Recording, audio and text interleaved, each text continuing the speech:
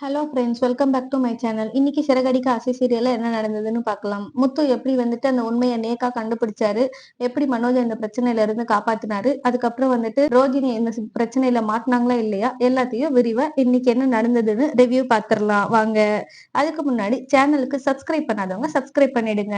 இன்னைக்கு என்ன நடந்தது பார்த்தோம் அப்படின்னா, முத்து வந்துட்டு ராணிய எங்க அம்மா கால்ல விழு, அவங்கதான் உனக்கு இதுக்கப்புறம் மாமியாரு, நீ கட்டியிருக்கல ஒரு பழைய தாலி, அதை வந்துட்டு கழட்டி உன் பழைய புருஷன்கிட்டே குடுத்துரு. எங்க அண்ணன் மனோஜ் இப்போ உனக்கு வேற ஒரு தாலி கட்டுவான் அப்படின்னு சொல்றாங்க. எல்லாரும் ஷாக்கா பாக்குறாங்க. உடனே அண்ணாமலை இருந்துட்டு, என்னடா சொல்ற அப்படின்னு சொல்லி கேக்குறாங்க. ஆமாப்பா, அந்த பொண்ணுக்கு இவ வந்து மானபங்கம் படுத்திருக்கான்ப்பா. அப்ப இது வெளியே தெரிஞ்சா நமக்கு தானே அசிங்கம், நம்ம குடும்ப பேரு தானே கெட்டு போகும். அதனால வந்துட்டு மனோஜை தாலி கட்ட சொல்லிடலாம்ப்பா. இதுக்கப்புறம் அந்த பொண்ணு இந்த வீட்டுலதான் இருக்கும். இது நம்ம இங்க இதுதாம்மா உன் வீடு, இதுக்கப்புறம் நீங்க தான் இருக்கணும் அப்படின்னு சொல்றாங்க. மீனா, நீ போய் மஞ்சக்கயிறு எடுத்துட்டு வா போ, மஞ்சக்கிழங்கு கட்டி ஒரு மஞ்சக்கயிறு எடுத்துட்டு வா போ அப்படின்னு சொல்றாங்க. என்னங்க பேசிட்டு இருக்கீங்க, போ மீனா, நான் சொல்றதை கேளு அப்படின்னு சொல்றாங்க. அப்போ ஸ்ருதி இருந்துட்டு, அப்போ மனோஜுக்கு இன்னைக்கு செகண்ட் மேரேஜா அப்படின்னு கேக்குறாங்க. ஆமா அப்படின்னு சொல்றாங்க. எல்லாரும் பாத்துக்கிட்டே இருக்காங்க. அப்போ ரோகிணி இருந்துட்டு, என்ன முத்து பண்றீங்க, இதெல்லாம் அநியாயம், என்ன பண்ணிட்டு இருக்கீங்க அப்படின்னு, சரியே இல்ல நீங்க பண்றதுலாம் அப்படின்னு சொல்றாங்க. உன் புருஷன் தப்பு பண்ணதுனாலதான் நான் இப்ப சரி பண்ணிட்டு இருக்கேன் அப்படின்னு முறைச்சிட்டு பாக்கில சொல்றாரு. அப்போ மனோஜ் வந்துட்டு, நான் ஏன்டா கல்யாணம் பண்ணோம், நான் அதெல்லாம் பண்ண மாட்டேன், நான் எதுவுமே பண்ணல அப்படின்னு சொல்றாரு. ஆனா அது எல்லாத்தையும் கேட்காம, நான் சொல்றத செய்யுங்க அப்படின்னு சொல்றாரு முத்து வந்துட்டு. அப்போ ராஜா இருந்துட்டு, அவ ஏன் பொண்டாட்டி, நீ என்ன சொல்றது அப்படின்னு குரலை உயர்த்தி கேக்குறாரு. உடனே முத்துக்கு சர்ருன்னு கோவம் வந்து போய் அடிக்கிறாரு. அடிச்சுட்டு, இப்பதான் தெரியுது அவன் உன் பொண்டாட்டின்னு, ஏன் அவளை அசிங்கப்படுத்தி பேசும்போது தெரியல அவ உன் பொண்டாட்டின்னு சொல்லிட்டு, ஒரு திருடலன்னா திருடலன்னு சொல்லி சாதிக்கணும். அது என்ன இந்த மாதிரி அசிங்கமா அவன் வந்து மானபங்கம் படுத்திட்டான், கற்ப கழிச்சிட்டான் அப்படின்னு சொல்லி பேசி அவங்ககிட்ட காசை பிடுங்கி பொருள் எல்லாம் வாங்கிட்டு போய் பொழைக்கிறது என்னத்தனம் அப்படின்னு சொல்லி திட்டுறாங்க. அப்ப வந்துட்டு, இல்ல, 2 பேரும் வந்துட்டு, சரி நாங்க பண்ணது தப்புதான், ஆனா நாங்க அந்த காசை திருடவே இல்ல, இவங்க எங்க மேல திருட்டு பழி சுமத்திட்டாங்க, அந்த கோவத்துலதான் நாங்க இப்ப எல்லாம் பண்ணிட்டோம் அப்படின்னு சொல்லி மன்னிப்பு கேக்குறாங்க.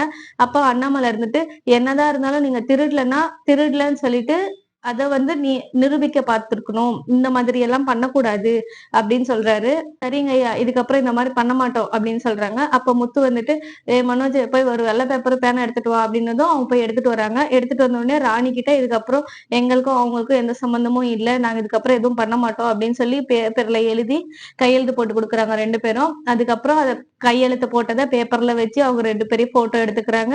முத்து எடுத்துட்டு அதுக்கப்புறம் அதை வந்துட்டு மனோஜ் கிட்ட கொடுத்துட்றாங்க. அவங்க அப்பா கிட்ட காமிச்சிட்டு மனோஜ் கிட்ட கொடுத்துட்றாரு. அவங்க 2 பேரும், இதுக்கப்புறம் நான் உங்களை இங்க எங்கேயுமே பார்க்க கூடாது, கிளம்புங்க அப்படின்னு சொல்லி அனுப்பி விட்டுறாங்க.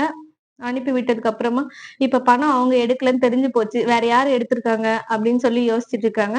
அப்போ முத்து வந்து சொல்றாரு, அங்க இருக்கிற லாக்கரோட பாஸ்வேர்டு அவங்க 2 பேருக்கு தான் தெரியும். அந்த 2 பேர் வந்துட்டு மனோஜும் பார்லர் அம்மாவும் தான். ஒண்ணு மனோஜ் எடுத்திருக்கணும், இல்ல பார்லர் அம்மா எடுத்திருக்கணும். இவங்க 2 பேரை தவிர வேற யாரும் எடுத்திருக்க வாய்ப்பு இல்ல. ஒரு நாள் அதுவே தானா தெரிய வரும் அப்படின்னு சொல்றாரு. இதோட இந்த எபிசோட் முடியுது. அதுக்குள்ள வந்துட்டு அடுத்து மனோஜையும் ரோகிணியும் காமிக்கிறாங்க. அப்போ மனோஜ் வந்துட்டு, அப்பா ரோகிணி, இன்னைக்குதான் நான் ரொம்ப சந்தோஷமா இருக்கேன், எப்படியோ முத்து வந்து எனக்கு ஒரு நல்லது பண்ணிட்டா, ஒரு பெரிய பிரச்சனையில இருந்து நான் தப்பிச்சிட்டேன் அப்படின்னு சொல்றாங்க. உடனே ரோகிணி இருந்துட்டு, என்னது அவன் அசிங்கப்படுத்தி உன்னை காப்பாத்திருக்கான், இது உனக்கு சந்தோஷமா அப்படின்னு சொல்றாங்க. ஏதோ ஒண்ணு, ஆனா என்னை காப்பாத்திட்டான், அவனுக்கே தெரியாம அவன் எனக்கு பண்ண நல்லது இதுதான் அப்படின்னு சொல்றாரு. எனக்குலாம் கொஞ்சம் கூட இதுவே இல்ல அப்படின்னு சொல்றாங்க. சரி, இல்லைன்னா போட்டோம், நம்ம சந்தோஷமா இருக்கோம் இன்னைக்கு, வா நம்ம 2 பேரும் வெளில போய் சாப்பிடலாம் அப்படின்னு சொல்றாங்க. அப்போ ரோகிணி வந்துட்டு, அதெல்லாம் ஒண்ணு வேணாம், வீட்டுல இருக்கிறதே சாப்பிடலாம் அப்படின்னு சொல்றாங்க. ஆமா ஆமா, காசு எதுக்கு வீண் செலவு பண்ணணும் அப்படின்னு சொல்றாரு மனோஜ். அதுக்கப்புறம் ரோகிணி வந்துட்டு, நான் கேக்குறேன்னு தப்பா நினைக்காத, நீ எதனா காசு எடுத்து செலவு பண்ணிட்டியா அப்படின்னு சொல்லி மனோஜ் கிட்ட கேக்குறாங்க. மனோஜ் வந்துட்டு, உன் மேல சத்தியமா நான் எந்த காசும் எடுக்கல, நான் எதுக்கு எடுக்க போறேன் அப்படின்னு சொல்றாங்க. அதுக்கப்புறம் சரி அப்படின்னு சொல்றாங்க.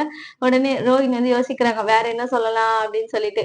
அப்ப மனோஜ், நீ ஏதாவது எடுத்துட்டியானா, அப்ப நீ என்ன சந்தேகப்படுறியா அப்படின்னு சொல்லி கேக்குறாங்க. இல்ல இல்ல, நீ எடுத்திருக்க மாட்ட, உனக்கு மெமரி பவரும் அதிகம், ஆனால் கேட்டேன் அப்படின்னு சொல்றாங்க. இல்ல இல்ல சரி. ரோஹிணி சொல்றாங்க, அந்த ராஜாவும் ராணியும் தான் எடுத்திருப்பாங்க, அவங்க எடுக்கலைன்னா எடுக்கலன்றத சொல்லியிருக்கணும், அவங்க அதை வந்து நம்ம கிட்ட பொருளை காசா மிரட்டி தானே வாங்கிட்டு இருந்தாங்க, இதுல இருந்தே தெரியல அவங்க ஏமாத்துறவங்கன்னு, அவங்கதான் எடுத்திருக்கணும் அப்படின்னு சொல்றாங்க. ஆனா முத்து தான் கன்ஃபார்ம் பண்ணிட்டானே அவங்க எடுக்கலன்னு, அவங்களும் அதே தானே சொல்றாங்க அப்படின்னு, அவங்க என்ன சிபிஐயா அப்படின்னு சொல்லி பேசிட்டு இருக்காங்க. இதே மாதிரி போயிட்டு இருக்கு. அதுக்கப்புறம் மனோஜ் கிளம்பி போயிடுறாரு. அப்ப ரோஹிணி வந்துட்டு, ஒருவேளை நம்ம தான் காசு எடுத்தோம்னு கண்டுபிடிச்சிருவானோ அப்படின்னு சொல்லி யோசிச்சுட்டு இருக்காங்க. அந்த டைம்ல முத்துவும் மீனாவும் பேசிக்கிட்டு இருக்காங்க. அப்ப வந்துட்டு மனோஜ் ஒரு நன்றி சொல்லல, ஒரு ரோகிணியும் ஒரு நன்றி சொல்லல. எவ்வளவு பெரிய பிரச்சனையில இருந்து நீங்க காப்பாத்திருக்கீங்க. இத கூட வந்துட்டு மனசுல வச்சுக்கிடாம ஒரு நன்றி கூட சொல்லல பாருங்க அப்படின்னு சொல்றாங்க. கூட பிறந்தவனுக்கும் அறிவு இல்ல, அவங்களுக்கும் அறிவு இல்ல. இவங்க எல்லாம் ஒரே குட்டையில விழுந்த மட்டைங்க. அவங்களுக்கு எப்படி அதெல்லாம் சொல்ல தோணும் அப்படின்னு சொல்றாங்க. அப்போ மீனா இருந்துட்டு, நான்லாம் உங்கள ஏதாவது ஒரு சின்ன பிரச்சனையில இருந்து காப்பாத்தினாலே அவ்வளவு நன்றி சொல்லுவேன். ஆயுசுக்கும் மறக்க மாட்டேன் அப்படின்னு சொல்லிட்டு இருக்காங்க. அப்போ முத்து வந்துட்டு, நம்ம ஒரு நல்லது செய்யறோம்னா அது அப்பவே மறந்துடணும். ஆனா ஒருத்தவங்க நம்மளுக்கு நல்லது செய்றாங்கன்னா அத நம்ம ஆயுஷ்க்கும் ஞாபகத்துல வச்சுக்கணும் மீனா அப்படின்னு சொல்லி பேசிட்டு இருக்காங்க. ஆனா இது எல்லாம் பாரு, கிறிஷுக்கு நம்ம எவ்வளவு ஹெல்ப் பண்ணோம். ஆனா வந்துட்டு கிறிஷோட அம்மா என்ன ஒரே வார்த்தை ரவுடின்னு சொல்லிட்டு போயிட்டாங்க. அதெல்லாம் பார்த்தா ஆகுமா அப்படின்னு சொல்லிட்டு இருக்காங்க. ஆமாங்க, எப்ப இருந்தாலும் நான் கிறிஷோட அம்மா கிட்ட நான் கேட்காம போமாட்டேன். என் புருஷனை எப்படி நீங்க ரவுடின்னு சொல்லலாம் அப்படின்னு சொல்லி பேசிட்டே இருக்காங்க. அப்ப வந்துட்டு முருகன் போன் பண்றாரு. போன் பண்ணி இந்த மாதிரி பத்திரிக்கை வந்துருச்சுன்னா பத்திரிக்கை கோயில்ல வச்சு சாமி கும்பிட்டுட்டு உங்களுக்கு தான் பத்திரிக்கை வைக்கணும். நீங்க கோவிலுக்கு வந்துருங்க அப்படின்னு சொல்லி கூப்பிடுறாங்க. அதுக்கப்புறம் 2 பேரும் கிளம்பி கோவிலுக்கு போறாங்க. கோவிலுக்கு போனதும் அங்க வந்துட்டு முருகனும் வித்யா வந்துடுறாங்க. வந்ததுக்கு அப்புறம் சாமி கும்பிடுறாங்க. சாமி கும்பிட்டுட்டு அந்த சாமி கும்பிட்டும் போது முத்துவும் மீனாவும் அங்க வந்துடுறாங்க. அப்புறம் ஐயர்கிட்ட சொல்லி அந்த சாமிக்கு வச்சிருந்த தட்டு பத்திரிக்கை எல்லாத்தையும் வந்துட்டு இவங்க கிட்ட முத்து மீனா கிட்ட கொடுக்க சொல்றாங்க. அவரும் கொடுத்துடுறாங்க. அதுக்கப்புறம் இவங்க வாங்கிட்டு கோயில சுத்திட்டு வந்துட்டு அதை வந்து முத்து மீனாவும் அவங்க கிட்ட கொடுத்துடுறாங்க. அவங்க பெரியவங்க கிட்ட கொடுக்க சொல்லி அவங்க வந்துட்டு பெரியவங்களே நீங்க தான் இப்ப முன்னாடி நின்னு கல்யாணத்தை நடத்தணும் அப்படின்னு சொல்லி இவங்க கிட்டயே அந்த பத்திரிக்கையை கொடுத்துடுறாங்க. சரின்னு சொல்லி வாங்கிக்கிறாங்க. அப்போ முருகன் இருந்துட்டு இந்த மாதிரி கார் ஷெட்ல இருக்கிற எல்லாருக்கும் பத்திரிக்கை வைக்கணும்னா அவங்க பேரு நம்பர் கொடுங்கண்ணே அப்படின்னு சொல்லி கேக்குறாரு. சரி நான் இங்க உட்காந்து எழுதிட்டு இருக்கேன் அப்படின்னு சொல்றாங்க. அப்போ வித்யா வந்துட்டு சரி நீங்க 2 பேர் எழுதிட்டு இருங்க, நாங்க நடைய சுத்திட்டு வந்துடுறோம் அப்படின்னு சொல்லிட்டு சுத்த போறாங்க. அந்த டைம்ல ரொம்ப நன்றி மீனா, நீங்க மட்டும் சொல்லலைன்னா நான் இதெல்லாம் முருகன் கிட்ட பாதியிலேயே சொதப்பி எங்க 2 பேரும் பிரிஞ்சுட்டு இருப்போம். ஆனா நீங்க நல்லா கைட் பண்ணதுனாலதான் நாங்க கல்யாணம் வரைக்கும் வந்திருக்கோம் அப்படின்னு சொல்லி பேசிட்டு இருக்காங்க.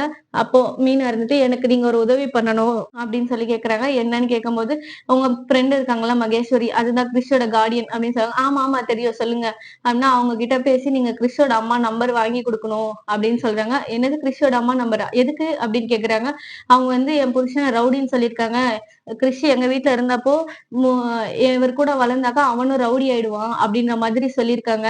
அது நான் வந்துட்டு எப்படின்னு உங்களுக்கு தெரியும், நான் வந்து என் புருஷன் ரவுடி இல்லைன்றதை நான் உங்களுக்கு புரிய வைக்கணும் அப்படின்னு சொல்றாங்க. அப்போ வித்யாவோட மைண்ட் வாய்ஸ்ல ஐயோ திரும்பி ரோஹிணி நம்மள ஏதாவது ஒரு பெரிய சிக்கல்ல மாட்டி விட்டுட்டாலோ அப்படின்னு சொல்லி யோசிச்சுட்டே இருக்கும்போது இன்னையோட எபிசோடு முடியுது. நாளைக்கு பார்த்தோம் அப்படின்னா ப்ரோமோல பார்த்தோம் அப்படின்னா ரோகிணி வந்துட்டு சிந்தாமணி கிட்ட பேசுறாங்க. பேசும்போது வந்துட்டு உங்களுக்கு இதுக்கு ஒரு பெரிய ஆர்டர், இது உங்களுக்கு கிடைக்கணும் அப்படின்னா நான் சொல்றது நீங்க பண்ணணும்.